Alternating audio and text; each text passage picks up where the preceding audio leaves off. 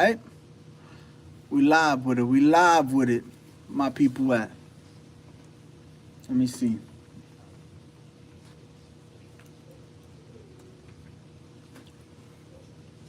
Gotta get the topic of conversations together for the live. Let's see. All right. What do we have here? What do we have here? We have here a couple of points we gotta talk about. All right, so first things first on the list to discuss.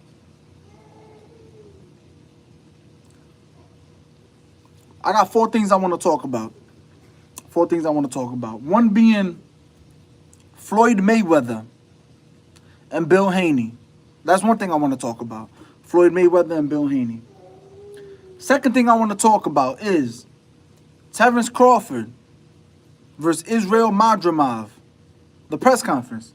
Talk about how that went, what I picked up from their body languages, how I see the fight going generally. Third thing I want to talk about is David Morrell, Andy Cruz, Tim Tszyu, and Vergil Ortiz. All added to the Terence Crawford undercard. My boy Chris, I see you. I see you, Chris. He up in here. That's what I'm talking about. That's what I'm talking about. How do I see my... let me see. Because for some reason the chat's like they come and they disappear. Live chat. All right, there we go. Perfect. There we go. Now I can see. Yes, sir, my boy Chris. I see you, boy.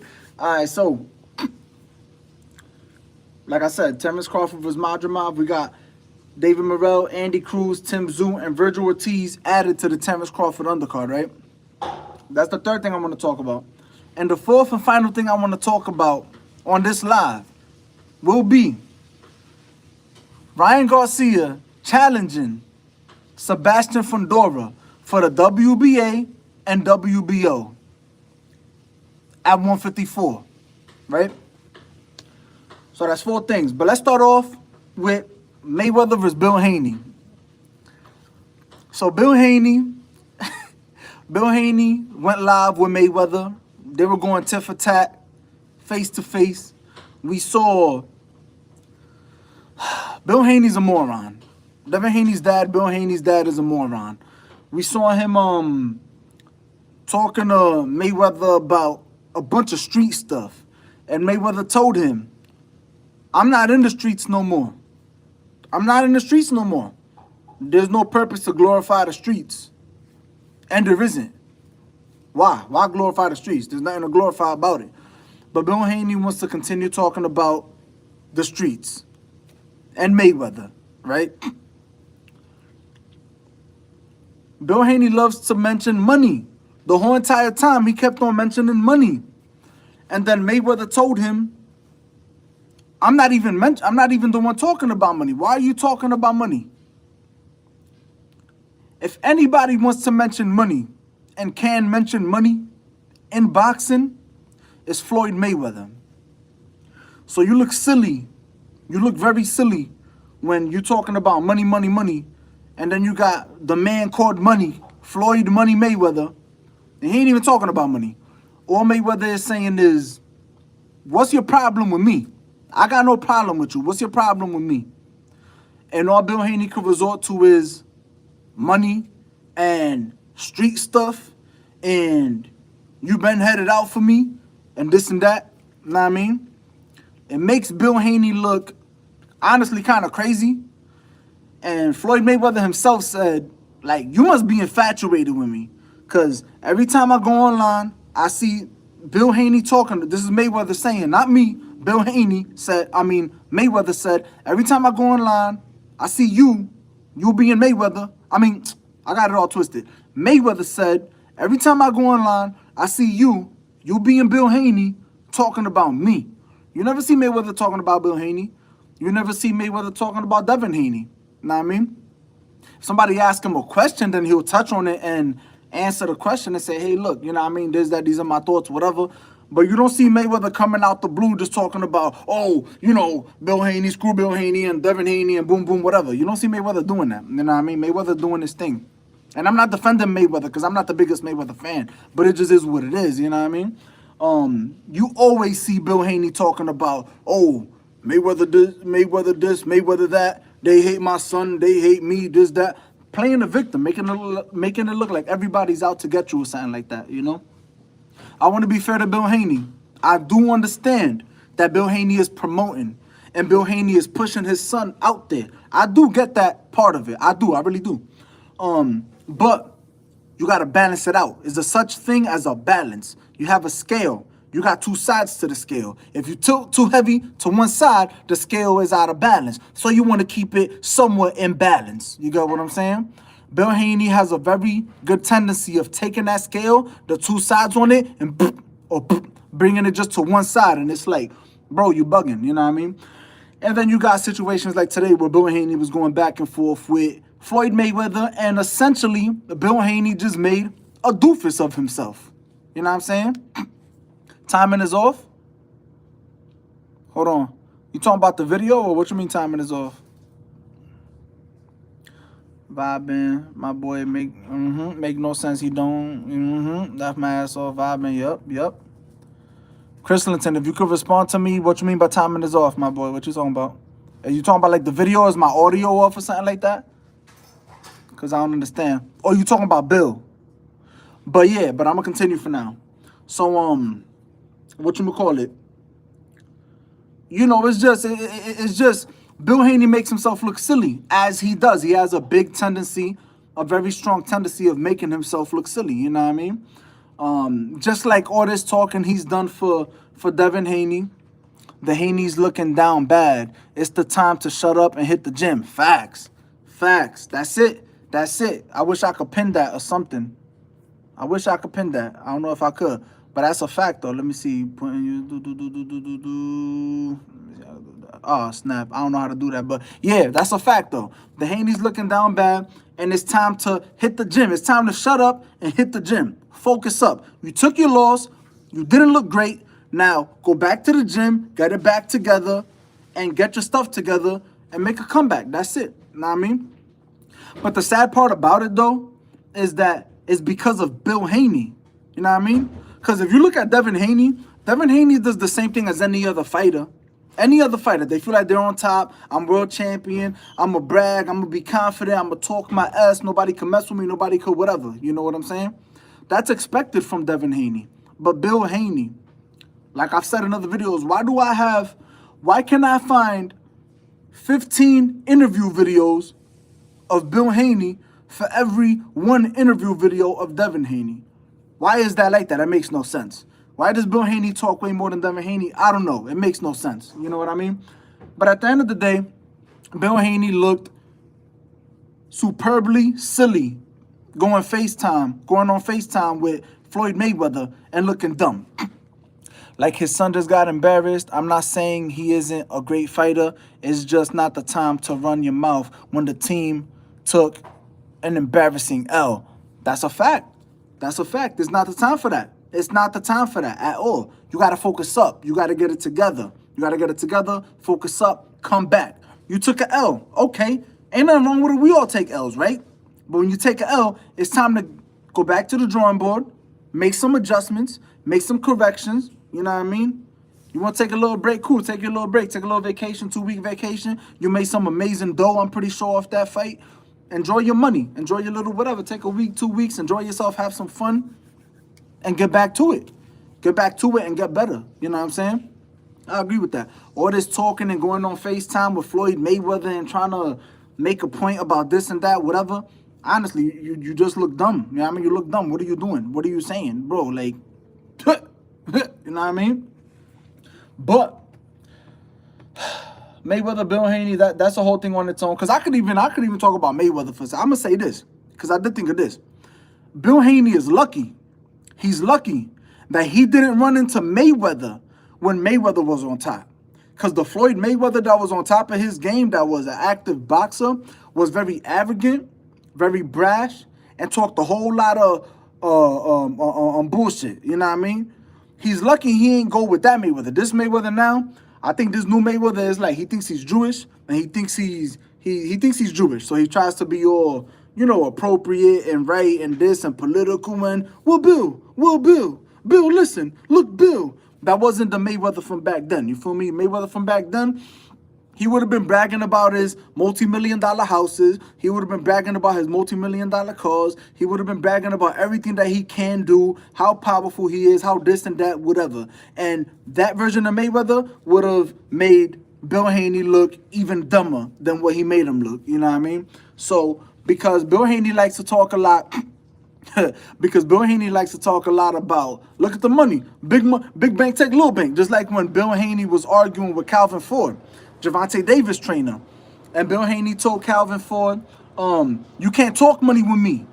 Bill Haney told Calvin Ford, Gervonta Davis trainer, you can't talk money with me. You're not on the same level of money as me. You don't make money like me. So he likes to argue that I big bank take little bank. I got more money than you.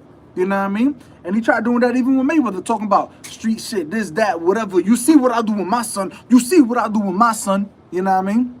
Bro, the bags is different. The bags is different. And like I said, he's lucky. He's lucky that that's not the same arrogant, ignorant Mayweather from back then. Mayweather's still ignorant. I ain't gonna say ignorant. Immature. I'm gonna say he's more immature. Mayweather's still immature. But that ignorant Mayweather from back then, that was also immature, he would have been on some greasy stuff, and he would have compared his bag to Devin Haney's to Bill Haney's bag, and he would have made Bill Haney look bad. And then you also got to look at the fact that never did Mayweather target Devin Haney. Mayweather showed respect for Devin Haney. Even though he was going back and forth with Bill Haney, he never downed Bill Haney. See, Devin Haney is tolerable. Devin Haney, he don't seem like a bad kid. He don't seem like he's like a jerk or a butthole or, you know what I'm saying? Gervonta Davis, Shakur Stevenson, both of them spoke about Devin Haney with respect. Gervonta Davis himself said, no lie, I came at Devin Haney because of his pops. He said it. Know what I mean? Bill Haney's annoying. That's all it is. Bill Haney brings a lot of heat and negative feedback toward Devin Haney that Devin Haney don't cast upon himself. You know what I'm saying? But that's his pops. So it's up to Devin Haney eventually to you know, draw the last straw or make the call that, yo, pops. It's up to Devin Haney to put his pops in place and say, yo, pops, look, this ain't working out for me. I need you to chill. This ain't working for me. This isn't what I want. This isn't what I need. You making it difficult for me. You know what I mean? Just is what it is, you know? So, all in all, once again, Bill Haney, Devin Haney already took his L against Ryan. Now you got Bill Haney taking his L to Mayweather. You know what I'm saying? It's a bad look. It's a bad look. But let's move on to another topic, right? I got 3 more topics. Let's talk about David Morrell, Andy Cruz, Tim Tszyu, and Vergil Ortiz, all added to the Terence Crawford undercard. Amazing. Amazing. This card is one of the greatest cards in arguably boxing history. This card is crazy. You're going to have, look, let me pull up the tweet. I'm going to pull up the tweet. Okay, look, we got it right here. Look. Terence Crawford versus Israil Madrimov for the main event, right? We got Vergil Ortiz versus Tim Tszyu for the co-main, right? Oh, my God, right? We got Andy Ruiz versus Jarrell Miller, right? Isaac Pitbull Cruz versus Jose Valenzuela. Oh, my God, yo. We got David Morrell versus, I don't know this guy's name, so Radivoje Kalajdzic versus David Morrell. And we got, to open up the card, we got Andy Cruz versus Antonio Moran. 6 fights. 6 fights on one pay-per-view card. And 6 fights, out of those 6 fights, 4 of them could all be main event. All of them. All 4 of those cards could be main event. You know what I'm saying? And then you got David Morrell. Who doesn't want to watch David Morrell fight? Who doesn't want to watch Andy Cruz versus Antonio Moran? Bro, like, it's insane. This card is about to be a classic. It's about to be a classic. I think it's one of the best cards in arguably boxing history. Shout out to Turki Alashiki. His Excellency, Turki Al-Ashiki, is putting this together, and I'm going to say this. Turki Al-Ashiki got Terence Crawford's back. Turki Al-Ashiki is giving Terence Crawford the opportunity that Terence Crawford is due. You know what I'm saying? You got pound for pound, #1 fighter in the world, pound for pound. The accolades, 3-division world champion, 2-division undisputed world champion, right? But the problem with Terence Crawford is even despite the Errol... Now, Terence Crawford's in a different field now because he fought Errol Spence. So now his popularity has gone up. His stock has risen because of that. But prior to that, Terence Crawford wasn't getting the proper promotion, right? Terence Crawford was on the top rank with Bob Arum. There was a point where Lomachenko was about to fight. And they had Lomachenko as the golden child of top rank. And they were promoting Lomachenko more than anybody. Even Tyson Fury. And then Terence Crawford was coming beneath them. But Terence Crawford was the best talent on that roster. And they didn't treat him how he deserved to be treated. Partially Terence Crawford's fault. Because nobody told Terence Crawford to sign that second deal with Bob Arum. You know what I mean? He did that. That was his doing. His fault. You know what I'm saying? It is what it is. But I like seeing this. As a Terence Crawford fan, maybe I'm biased, maybe whatever, but I enjoy seeing this. I'm glad that he's going to get his opportunity to prove his greatness because I really feel like Terence Crawford skillfully, I've said this for years. I feel, oh, thank you so much, mama. Thank you so much. Got me some food. Gotta eat, you feel me? Gotta fuel up for the live.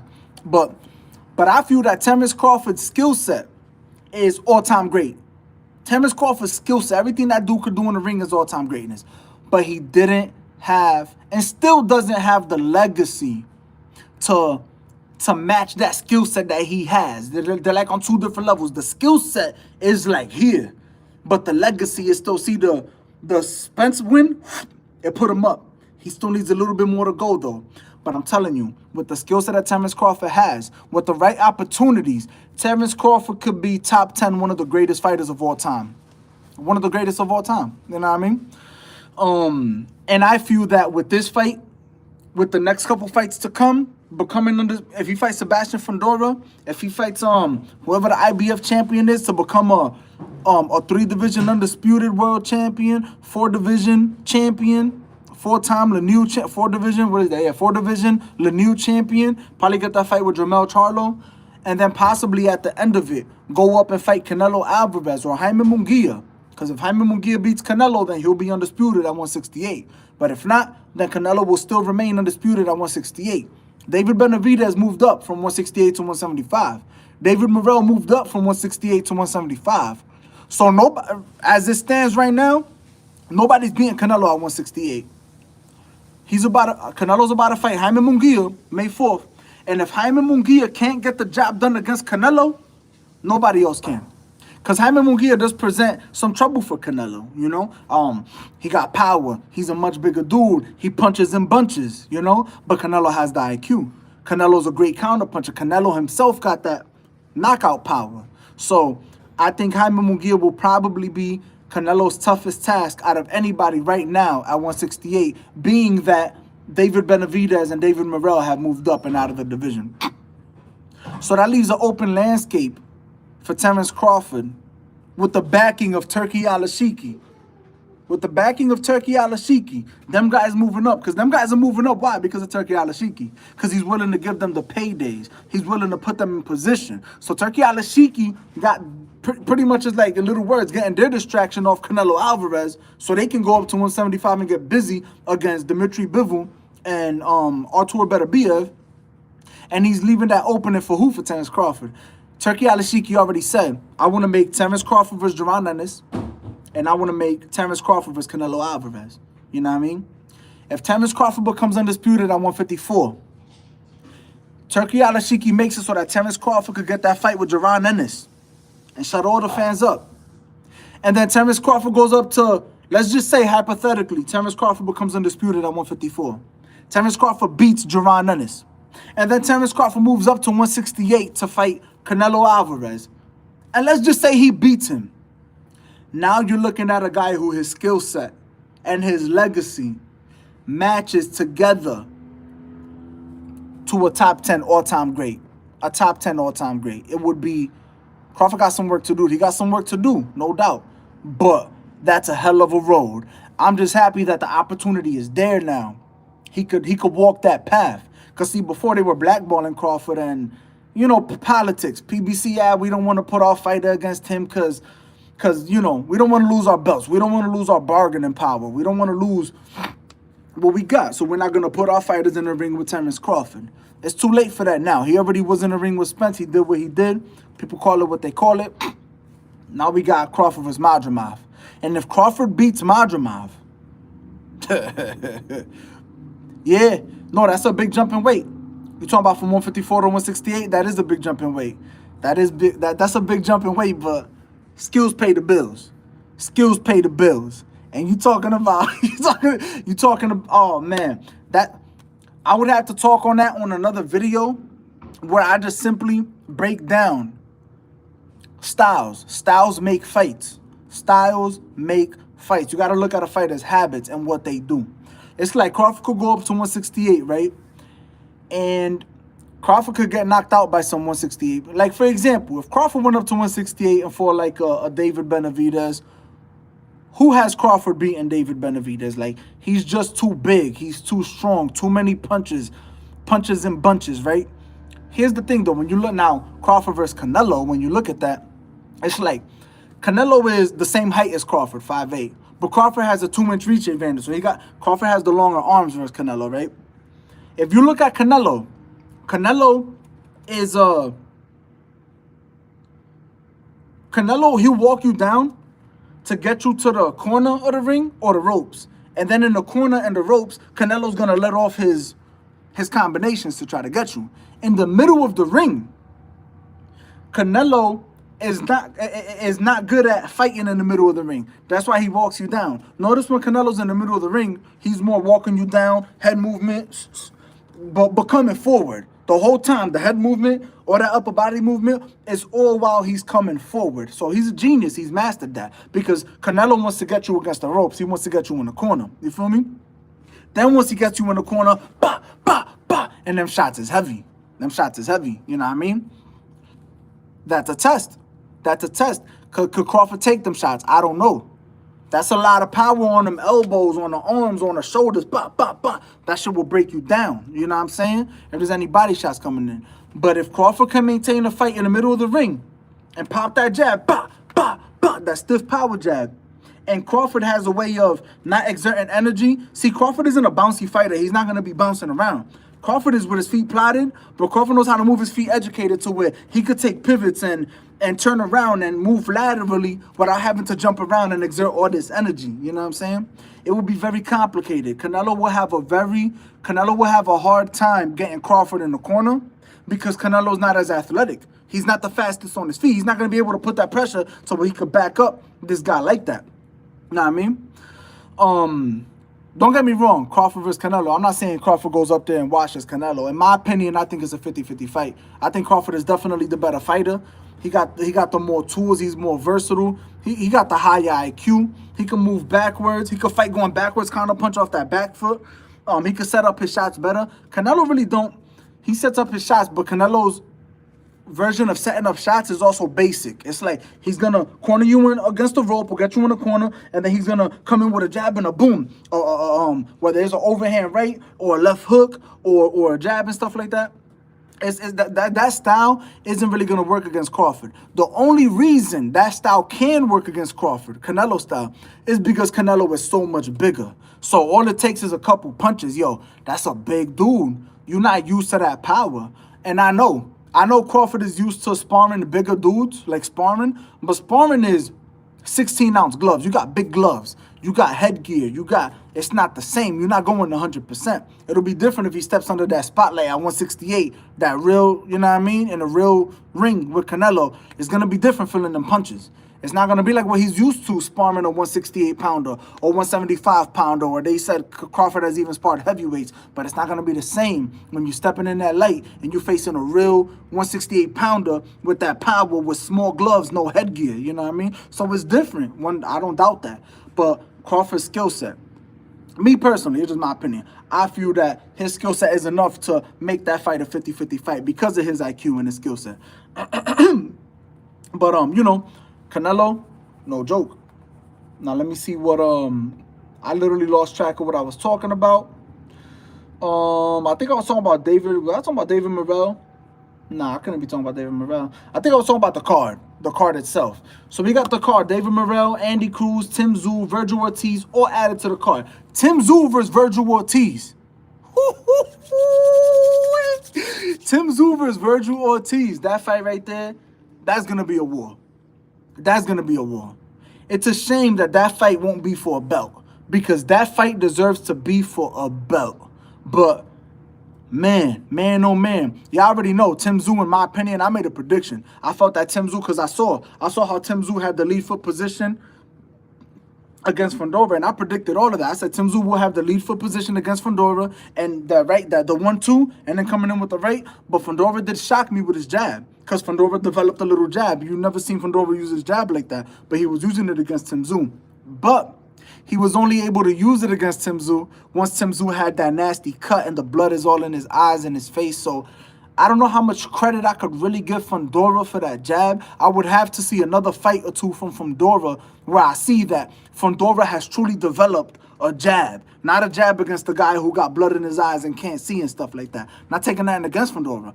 I think it's good for Fundora because Fundora has a good inside game. So if you want, and it's weird because Fundora's a big, tall, 6'6", 78-inch arm reach, big, tall, lanky dude. How was his inside game so good? I don't know. But it is what it is, you know what I mean? But when I seen Fundora develop that jab at that mid-range, that's amazing. That's great. That's what he needs to work on and get better at that. Because he already got the inside figured out. But y'all already seen it, man. Them first 2 rounds, Tim Tszyu had Fundora's nose busted. He already had a nosebleed. He was landing he hurt him. I don't know if it was the first round or the second round, but he hurt Fundora. He wobbled him. If that fight would have kept going and that cut never took place, I think Tim Tszyu would have stopped Fundora. So I say that to say that Tim Tszyu is no joke. But Vergil Ortiz is no Fundora. Vergil Ortiz is a lot more versatile and technical than Fundora. See, Vergil Ortiz got power, but Vergil Ortiz comes forward, but he has awkward body movement. He's a little harder to time. And Vergil Ortiz also has a power jab and can throw multiple punches and stuff like that. He's a better boxer than Fundora, but he's probably even more powerful than Fundora. I think in that fight, Vergil Ortiz versus Tim Tszyu, this is just a very off-the-surface prediction. I would really have to do film study because remember, styles make fights. Styles make fights. I think that Vergil Ortiz would beat Fundora. I think he'll beat him just because of his versatility, but nevertheless, I think that'll be a great fight. I can't wait to see it. And I think either of those guys, it kind of sucks because that fight deserves to be in my opinion, for a championship belt. Vergil Ortiz versus Tim Tszyu, but I would love the fight though, either way.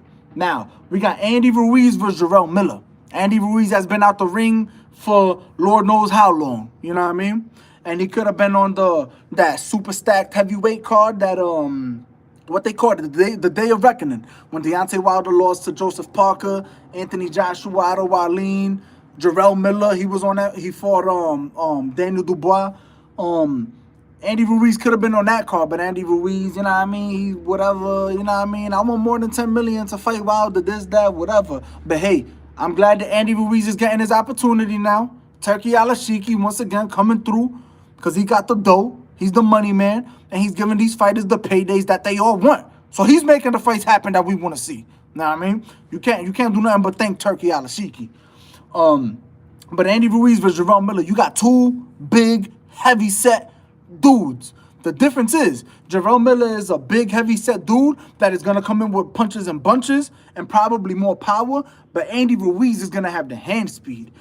Andy Ruiz is a freak of nature. I've never seen a dude so big and heavy-set that could punch so fast. Like, his speed is insane, but he also got good power, too.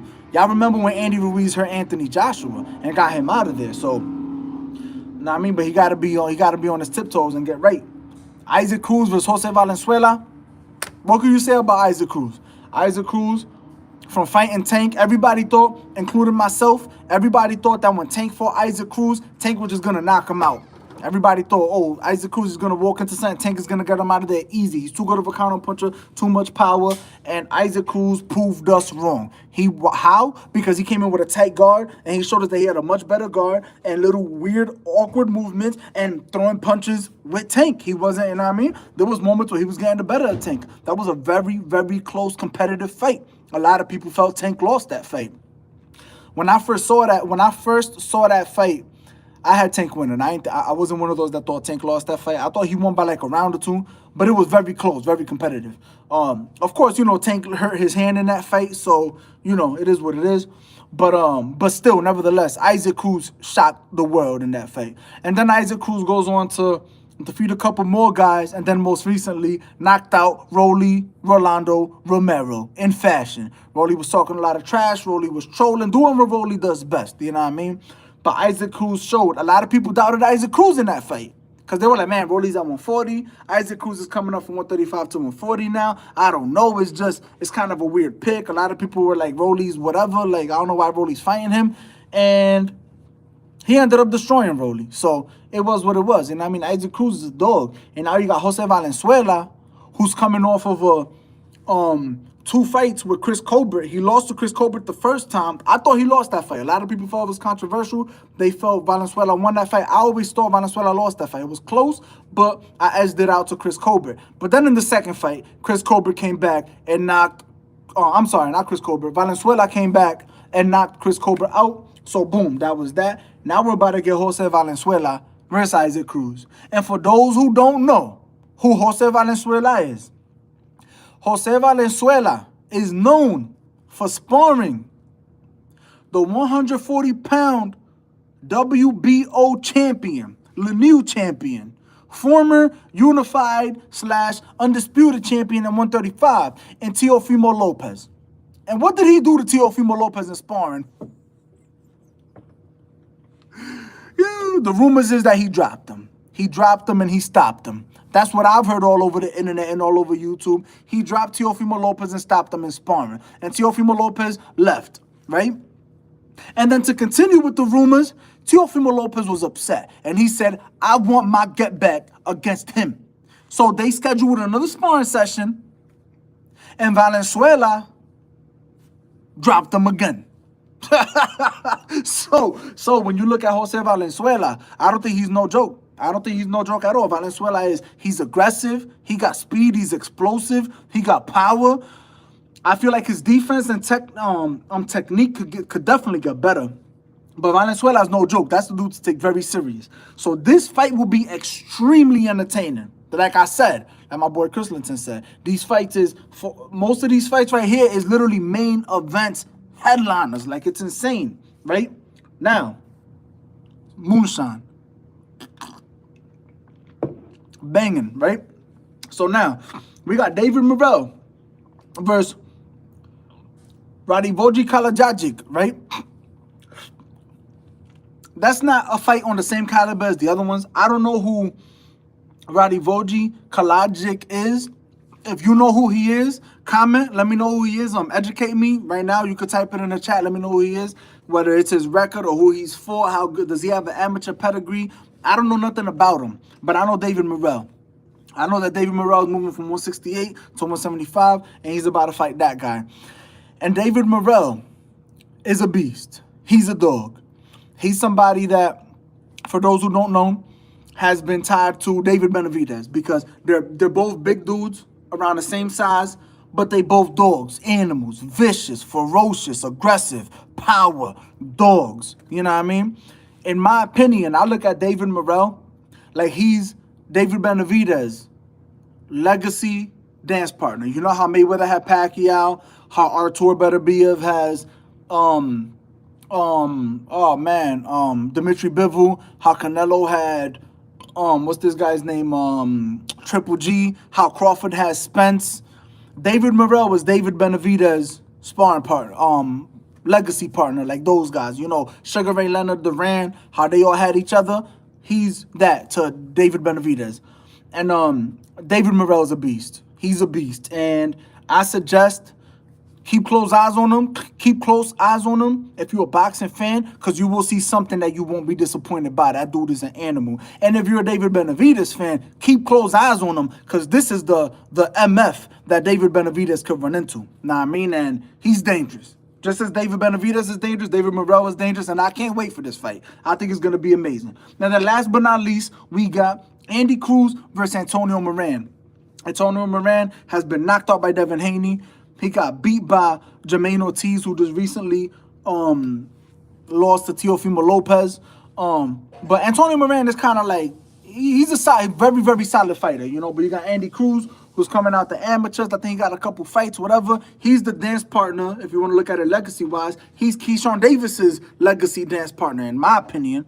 I mean, they came up in the amateurs together. I don't know if they had multiple fights, but I think he lost at the Olympics for a medal. I don't know if it was silver or whatever, but I think he lost to him. Correct me if I'm wrong. Let me know what it is. But I know it's something like that. I know they got history, and Andy Cruz is tied to Keyshawn Davis. And that right there is a thing in its own.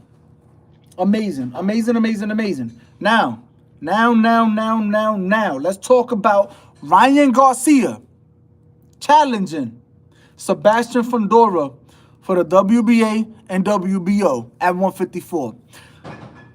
Ryan Garcia is just coming off of his victory on Devin Haney, right? Surprise victory. A lot of people didn't see it coming. I had comments in my prediction. I made a prediction video for Ryan Garcia versus Devin Haney, and I had comments on my prediction telling me that I was crazy. Why?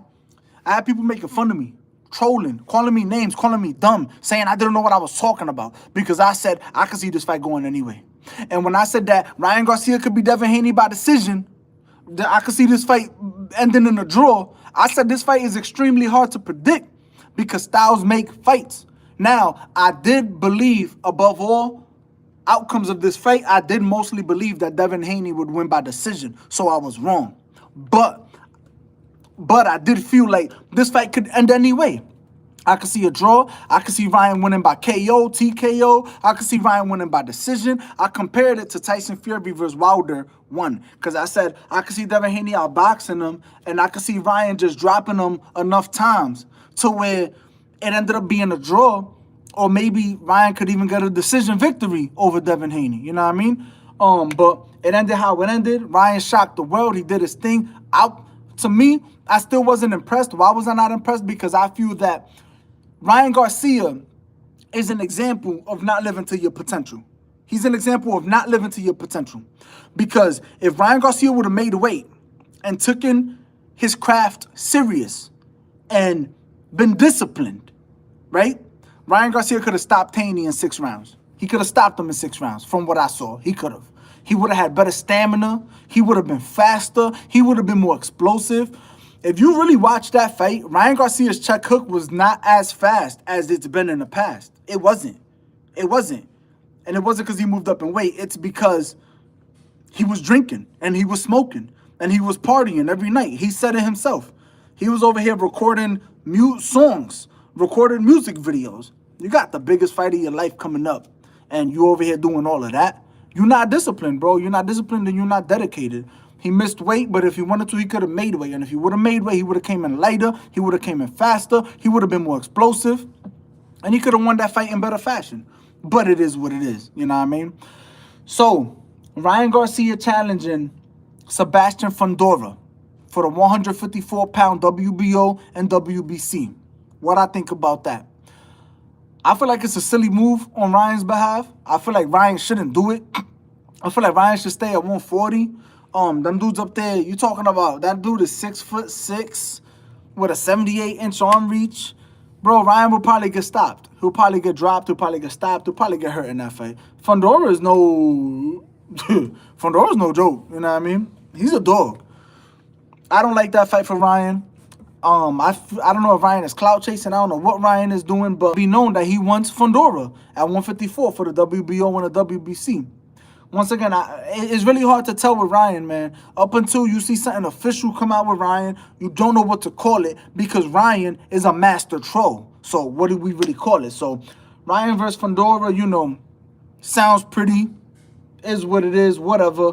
But up until something gets announced, I'm not really taking it too serious. I don't like Ryan Garcia's chances up against Sebastian Fundora. I think he's too big, too tall, too long, too strong. But one thing about Ryan Garcia, as we saw with Devin Haney, you could never count Ryan Garcia out. That check hook, it's real. It's real. It's real, it's fast, it's strong, it's accurate. Ryan Garcia's timing is impeccable. It's amazing. And he did that all while being pretty much unhealthy. He did that all while being undisciplined. He did that all while being not dedicated. You know what I mean? I know to a certain degree dedicated, but I'm talking about not fully dedicated. You know what I mean? So it's impressive what Ryan Garcia can do. I would love to see Ryan Garcia live up to his true potential. Stop all the trolling, stop all the games and the gimmicks and all this BS, and just really become a boxer. You know what I'm saying? I think the kid could be amazing, but it's up to him. Now, last but not least, we got the Terence Crawford versus Israil Madrimov press conference. And I'm talking about the main press conference between Terence Crawford and Madrimov. Terence Crawford, let it be known that he's at 154 and his focus is on 154 and making his mark at 154, right? That's what we got. Madrimov, on the other hand, Madrimov looked hungry. Madrimov looked comfortable. Madrimov didn't look respectful. Madrimov didn't look like he was there showing Terence Crawford respect. Madrimov was there just, it's another fight. He said, this is my division. Madrimov said 154 is my division. And, you know, of course, Terence Crawford, pound for pound, this, that, whatever he is, that's cool and all. Great opportunity for me to showcase my stuff, but I like that. I like that from Madrimov's behalf, that he didn't come in with overly respectful, tentative, or this, that, whatever, because they don't need to do that. It's a fight. You know what I mean? Crawford came in like Crawford normally comes in, like a dog. Crawford came in like a dog, respectful in the sense that he knows how to act, but he came in like a dog and let it be known. You know what I mean? I'm here to make my mark at the 154-pound division. I'm here to enhance my legacy. I'm here to do what I do. They asked him about, about if he thinks he'll stop this guy. And one thing I love about Crawford is his consistency. I love Crawford's consistency. Terence Crawford always says, look, I don't go into a fight looking for the knockout. He always says that. I don't go into a fight looking for the knockout. But if it comes, if I see blood, if I smell blood, I'm going to go for it. You know what I'm saying? And he pretty much said the same exact statement for Madrimov. You know what I mean? So I love what I seen from Terence Crawford. The face-off was intense from both sides. Crawford was there. I'm looking at it right now. Crawford was there. Serious. You know what I mean? It wasn't no games. Madrimov was there, same. Serious. Wasn't no games. Madrimov ain't sleeping on Crawford. Crawford ain't sleeping on Madrimov. Madrimov feels like this is my division. Crawford feels like I'm coming into your division to make a statement. And Crawford said it himself. I feel like right now Madrimov is the best 154-pounder. So why not go for the best? You know what I mean? He said it. After this, if I get the WBA, then I could be fighting Sebastian Fundora for the WBC and the WBO. So that's already 3 belts. Then all I got is what? 1 more to become undisputed, which is the IBF. So Terence Crawford is looking at, pretty much he told you in little words, look, I'm going to fight Madrimov. After this, I'm going to go see Fundora for the WBC and WBO. I'm going to get those. And then I'm going to be a unified 154-pound world champion. And then I just got to see the IBF champion. And then I become undisputed. Which leads to a key point that I've made for Jaron Boots Ennis. If Jaron Ennis wants this fight with Terence Crawford, Jaron Ennis needs to abandon the 147-pound division right now, instantly, and go up to 154 and put himself in the rankings for the IBF. Crawford is saying, I'm going for the WBA, then I'm going to go for the WBO and the WBC, right? Because Fundora has those 2. Then I'm just 1 belt away from undisputed. If Jaron Ennis goes and makes it his business to get that IBF, he will put himself in position to make it so that Terence Crawford has to see Gervonta Ennis to become undisputed. And Crawford himself is saying pretty much he wants to become undisputed at 154. Know what I'm saying? So if Crawford wants to become undisputed at 154, and if Gervonta Ennis wants to fight Terence Crawford, he needs to get that IBF soon, ASAP, as quick as he can. Move to 154, put yourself in position, and get that belt. Know what I mean? Because then there's no way around it. If Crawford gets those 3 belts and doesn't face Gervonta Ennis for the IBF to become undisputed, it falls on Terence Crawford completely. No excuses, no nothing. Know what I mean? But if Crawford gets those belts and becomes undisputed at 154, while Gervonta Ennis is still at 147, and then Crawford decides, I just want to retire, or Crawford decides, I'm going to move up to 168 and challenge whoever's up there, or 160, challenge whoever, wherever. You know what I'm saying? It's always going to be like, damn, Gervonta Ennis didn't corner him. He didn't put him in that position where Crawford needed to see Ennis. He never put him in that position, you know what I mean? I'm saying Gervonta needs to put him in that position. Being the young gun, coming up, you want to fight them top dogs to establish yourself and know what I mean? Let it be known what you about. He needs to do that. But, you know, that's really it. That's all I really have for this video right here. I touched on everything I wanted to touch on.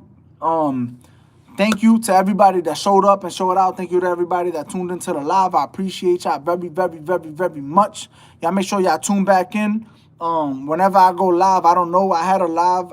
I'm trying to do lives more often, but you know, I got a really busy schedule and I got a lot of stuff going on too, and I got to learn how to prioritize things and schedule things a little bit better. But I am trying to do more lives. Anyways, thank you all that tuned in. And I'm going to try my best to communicate with y'all and maybe do like posts on my community tab to let y'all know when I'm going to go live or plan ahead of time to go live so that y'all can tune in and catch it. But for now, once again, like I said, thank y'all very much. I appreciate y'all. Y'all make sure y'all tune back in. More videos coming soon. But that's it, fans. Boxing channel. I'm out.